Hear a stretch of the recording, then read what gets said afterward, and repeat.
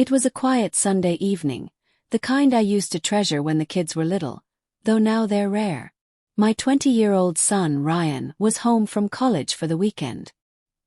He had always been affectionate in his own subtle way, but in recent years our conversations had grown shorter, more practical, as adulthood quietly crept in between us.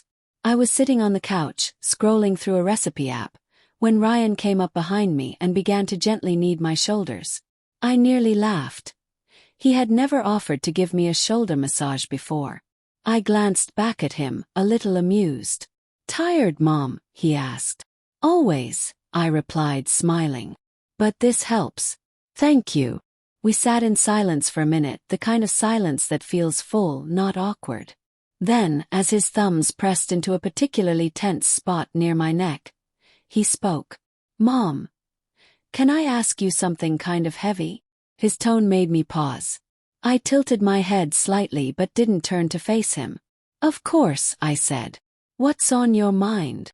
There was another pause. Then, quietly, he said, "Do you think Dad would be proud of me if he were still alive?" My heart clenched. Ryan was only 12 when my husband, his father, passed away from a sudden heart attack. We'd never talked much about it since. He grieved in his own way, quietly, almost stoically. I had always assumed he'd moved on, or maybe just stored the pain somewhere unreachable. I turned to look at him then. He wasn't crying, but there was a weight in his eyes I hadn't seen in years. The kind of weight that comes from carrying a question too long without asking it.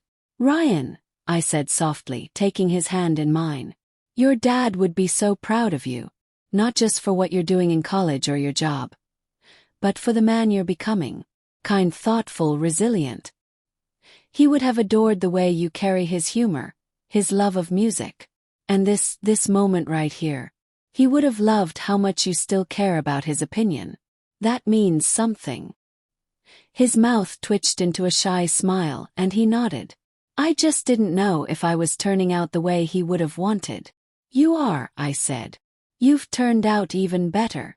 That night, after he went upstairs, I sat alone on the couch and cried, for the first time in a long time, not out of grief but out of something deeper. That question had lived in my son's heart for years, and in just a few words, he had handed it to me. Not to fix it but to carry it together. Sometimes it's not the grand moments that move us the most. It's the quiet ones, like a simple shoulder massage, that crack us open and remind us of the unspoken things we still carry. And for that, I'll always be grateful.